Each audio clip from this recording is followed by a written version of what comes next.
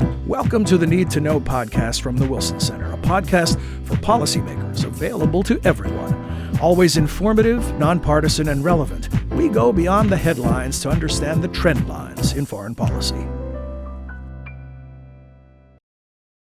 Welcome back to another episode of Need to Know. I'm your host, John Milewski. Need to Know is a podcast produced by the Woodrow Wilson International Center for Scholars.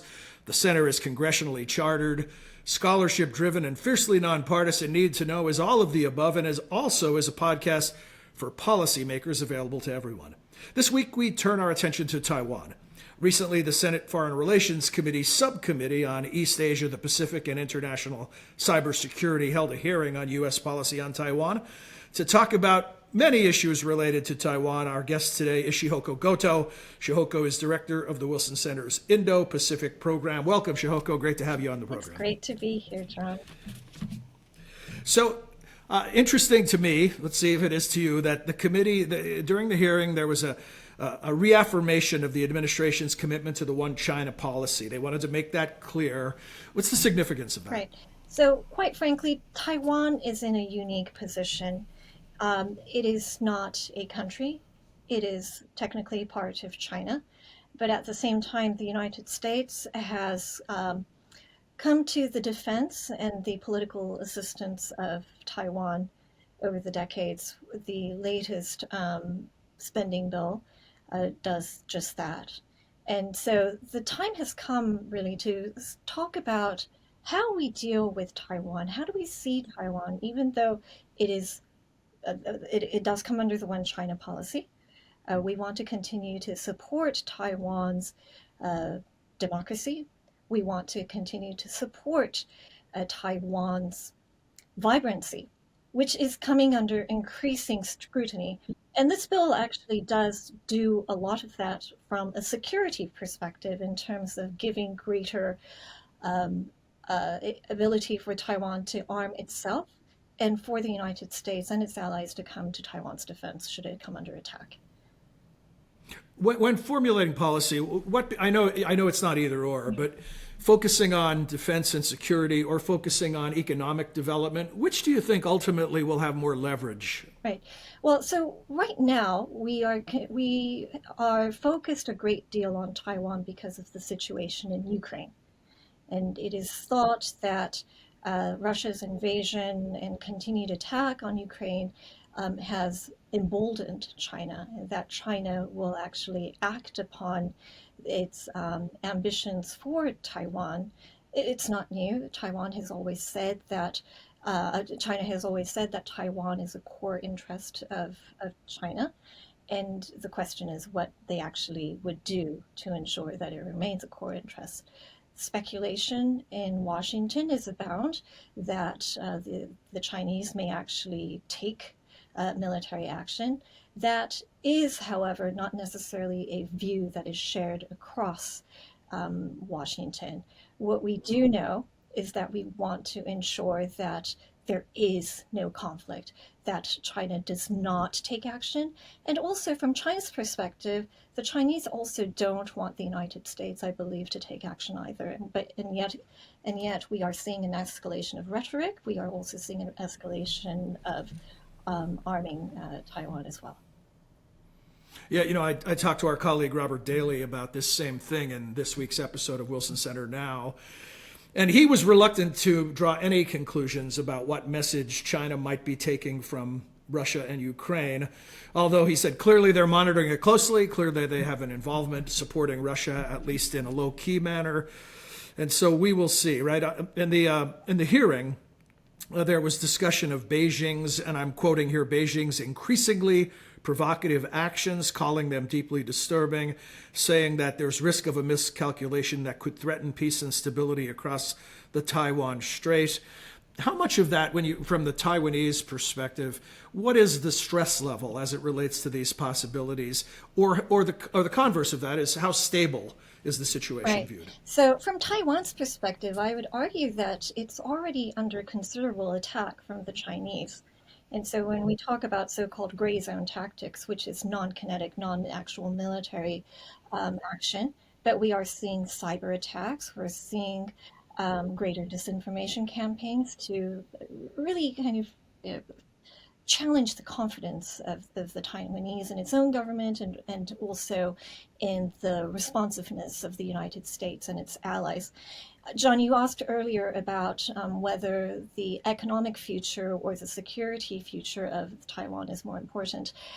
It's both, obviously, but we do need to know that not only is Taiwan very strategic from a geographic perspective, it's also important for countries that are committed to ensuring a rules-based international order. But from a practical perspective, Taiwan is the single biggest provider of advanced chips to the world. Over 90% of the most advanced semiconductors that we use today, including in my little iPhone, come mostly from Taiwan. And Taiwan is, on the one hand, it's very vulnerable to geopolitical risks, but it has another fragility too, and that is to natural disasters. And in early April, we saw that the Taiwanese northern area had been struck by an earthquake. Fortunately, the damage was quite limited, but nonetheless, we do know that to depend so heavily on Taiwan for these advanced chips, which literally help run the world, is something that we do want to mitigate. And Taiwan itself, the biggest Taiwanese semiconductor manufacturer, TSMC, is taking action into its own hands and investing more in producing its semiconductors outside of the Taiwanese borders here in the United States, in Arizona, in Japan, in Kumamoto, southern Japan. It has plans to also start producing in Germany as well. But we do know that it is important to hedge some of the vulnerabilities, the risks that we face when we depend too much on the Taiwanese advanced technology capabilities. Yeah. Hearing how you describe how reliant we are on Taiwan's production of these advanced chips, I think you could make the argument that we don't focus on Taiwan nearly enough. And I know you know this. I know our friends on the Hill know this. But since we say this is also a podcast for everyone, in doing research before speaking to you, I didn't realize that Taiwan is the United States' 8th largest trading partner on the planet, and that the Taiwan Semiconductor Manufacturing Company recently made a $65 billion investment in Arizona, which is listed as the largest greenfield foreign direct investment project in U.S. history. Yeah, I mean, it's stunning. Partner. Taiwan is an incredibly important economic partner, and it's very important strategically. And I go back again to the initial comment that at the same time, it is vulnerable because in the international space, it is not a country. It is the Taiwanese passport is not recognized, for instance, in the United Nations. So even if you wanted to go into a UN building with a Taiwanese passport, you have difficulties sometimes. Taiwan is not included in many international organizations, including the United Nations, but also other institutions as well, precisely because it is not a country. It is a government. It has its own defense capabilities. It has citizens who identify as Taiwanese, and yet they fall under the One China policy. About those multilateral organizations, this is a real tightrope for the U.S. to walk while supporting Taiwan's desire to have a seat at the table, but also not wanting to provoke China to the point where it becomes confrontational. What can the U.S. do policy-wise in that regard? Right. So the United States has taken a number of concrete steps. One is that it's trying to have greater official trade relations with Taiwan.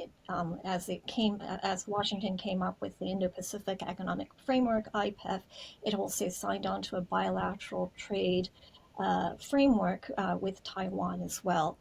The United States is also cooperating closely and investing in Taiwan and having greater coordination efforts on issues like humanitarian relief and disaster cooperation, in addition to providing security guarantees and military capabilities to Taiwan as well. Yeah.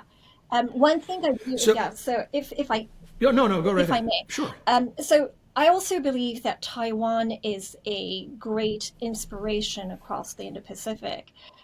So we've just had a Taiwanese election in January, and the new President-elect Lai, will be inaugurated on May 20th. But before him, the Taiwanese leader was Tsai Ing-wen, and she was one of the very few leaders in Asia to become a leader of a who was democratically elected. We've had democratically elected leaders in Asia in the past, most notably Park Geun-hye of South Korea. But usually, what these women have had is that they were either wives of or daughters of leaders, right? Tsai Ing-wen did not have that kind of familial tie. She was a trade negotiator by profession.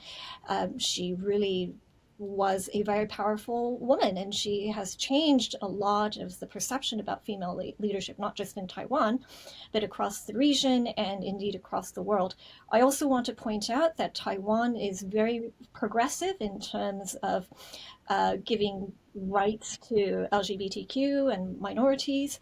It is a very, it takes its democracy seriously. It is still a relatively young democracy, and yet it really does have a vibrant two-party system. It also has a very active electorate. Any expectations about soon-to-be President-elect Lai, and if that will change the equation in any way? Will his policies be significantly or different than his predecessors? Yeah. So the biggest challenge for Taiwan moving forward under the new leadership is how it's going to manage relations with mainland China.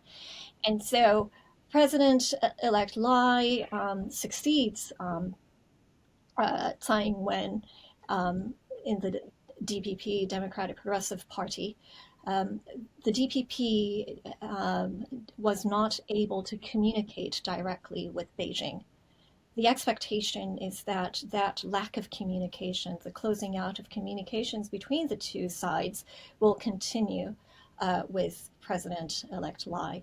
The opposition party, the KMT, had actually said that one of the biggest selling points that it had was to say that they would actually have good relations with Beijing, so that it would actually lead to greater prosperity and stability in cross-strait relations. So the challenge for Lai will be to manage relations with China. Of course, all countries have that challenge. Here in the United States, we've had cabinet members, including Janet Yellen and Tony Blinken, go to China. Taiwanese officials still cannot go to mainland China. They are very restricted in how they can operate in the global stage. So, and Lai also, because of the One China policy, he cannot come to the United States either. So, Taiwan's hands are tied. And so the challenge will be, how will Lai be able to navigate this rapidly changing region with a great deal of disadvantages? But what is in Taiwan's favor right now is that we are greatly aware of the strategic value of Taiwan from a security perspective, from an economic perspective, and I also hope from a governance perspective as well. And so we know that to come to the defense and to ensure the democracy and prosperity of Taiwan is not only in the interest of the Taiwanese people themselves, but also for the world at large. You know, that would be a perfect closing question, and I should accept it as, or answer, I should say, and I should accept it as such, but I'm going to step on it and ask you one more question. So we've talked about the deep economic and critical economic ties between the U.S. and Taiwan, and we've talked about concerns about a possible invasion, and China has certainly rattled the saber from time to time. But what is China doing on the economic front to deepen its ties with Taiwan? So what it is trying to do is to ensure that it continues to be able to attract Taiwanese capital. We talk a great deal about de-risking from China, all countries, including Taiwan. And Taiwan has had an aggressive campaign to de-risk, to invest less, but it hasn't, the needle has not moved much. China wants to ensure that it continues, to attract Taiwanese capital. At the same time, um, greater continued Taiwanese dependency on China makes Taiwan very vulnerable to coercive action by China. That if China were to say all of a sudden they wanted to uh, impose a blockade, on Taiwan, or to something benign like they want to check Taiwanese exports into Taiwan, into China for safety reasons, and then not allowed the Taiwanese to unload and dock at the Chinese ports. This is going to be great, very vulnerable. This is going to be a very challenging position for Taiwan. So we're going to see that kind of push and pull from China. Yeah, be careful who you deal with, right? Or the terms of engagement. Shihoko, thank you. Before we close in 10 seconds or less, anything important that is on your mind that we haven't discussed as it relates to Taiwan-U.S. relations?